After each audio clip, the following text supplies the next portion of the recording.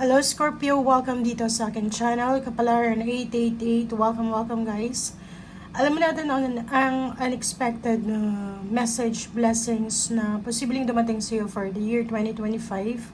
So, ito ay general reading, so pwede kang makaresonate. Gamitin mo ang iyong intuition sa panonood. And if bago ka sa akin channel, thank you guys sa inyong lahat. Huwag niyong kakalimutan na mag-like and share, mag-subscribe, and i-press niyo ang notification bell button para kayo yung unang makapanood sa ating mga videos na ina-upload kasi everyday tayo nag-upload ng videos. Okay. Scorpio. Scorpio, tingnan natin kung ano yung messages na gustong lumabas sa'yo. So, ito yung unexpected. Unexpected or hindi mo inaasahan na posibleng mangyari ngayong taong 2025. Okay. Scorpio. Relationship, money, career, or pwedeng in general. Ang first card mo dito is yung Four of Cups, Four of Emotion. Nakikita ko siya dito na siguro may mga Scorpio dito na distracted sila or pwedeng hindi kayo kontento sa relationship nyo. So parang feeling lost or feeling nyo may kulang. Diba? So yung Four of Cups natin dito is ano siya, nakafocus siya sa relationship. In a relationship ka or pwedeng may asawa, may ka-live-in partner, may boyfriend, girlfriend, but ang feeling mo missing, emptiness, diba? Parang may empty, parang may kulang. So dito sinasabi na may isang magical opportunity na posibleng darating sa'yo. Okay, kung ano man yan na rason kung bakit ka distracted sa relationship mo, rason kung bakit hindi ka kontento, bakit bored ka, bakit feeling lost ka, nakikita ko siya dito na isang napaka magical opportunity to para magising ka sa kung ano man yan na nararamdaman mo. Itong Four of Cups nito, parang yung feelings mo yan from 2024 diba? Yung parang hindi ka na masaya sa relationship mo or hindi ka na masaya sa kung ano man ang meron ka. So, nakikita ko sa'yo na parang magigising ka. Yun yung parang unexpected blessings is magigising ka sa kung ano man na pinagdadaanan mo. Okay? And at the same time, if you're single, nakikita natin dito na maraming unexpected new emotional experiences, mga romantic encounter, social invitation regarding sa love, relatives, friends, yung maraming okasyon na posibleng imbitado ka. So, nakikita ko siya dito na maganda yung relationship issues mo dito. Nakikita natin na maraming blessings and then maraming parang news celebrating ito ngayong 2025.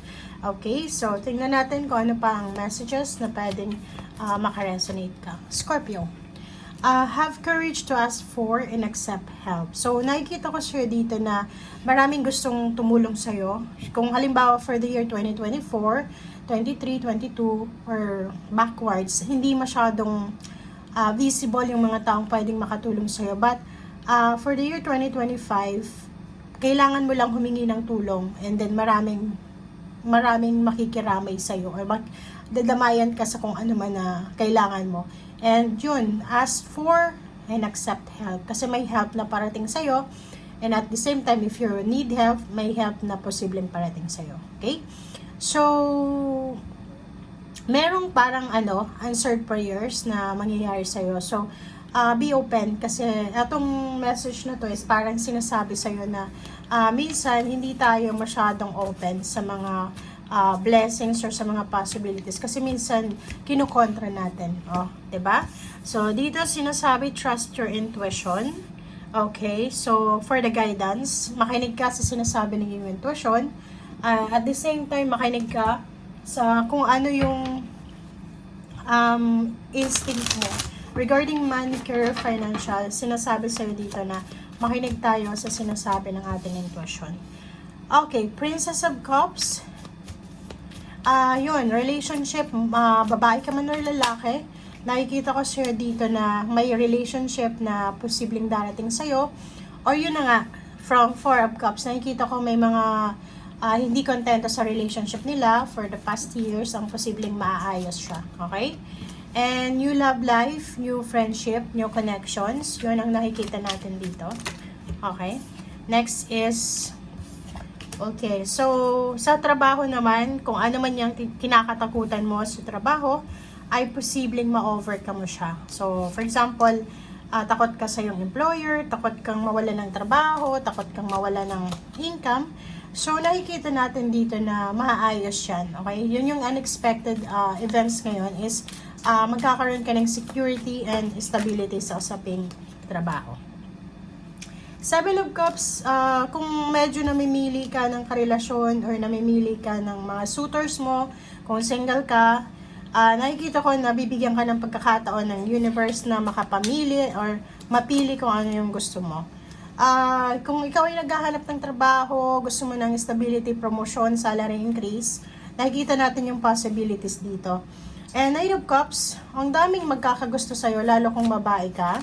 And Ten of Pentacles, posibleng may manligaw sa'yo na financially stable.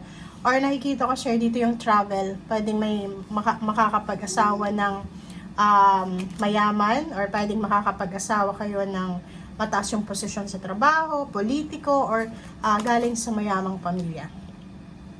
Major Arcana na Magician, High Priestess, and the Seven, the Chariot.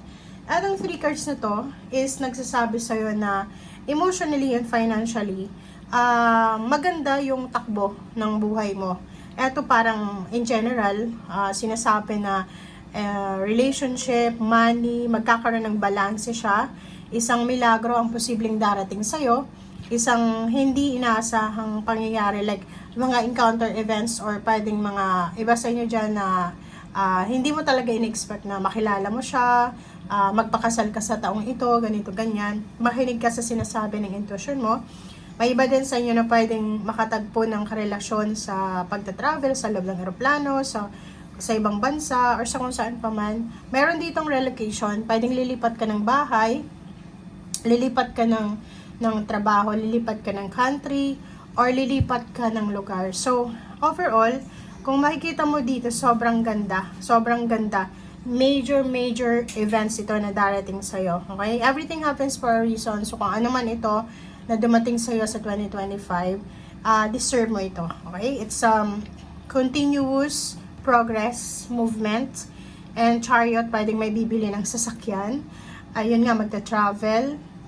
May long distance work, pwedeng mag-abroad ka, or pwedeng pupunta ka sa mas level up na country or company. Okay, thank you guys for watching. Bye!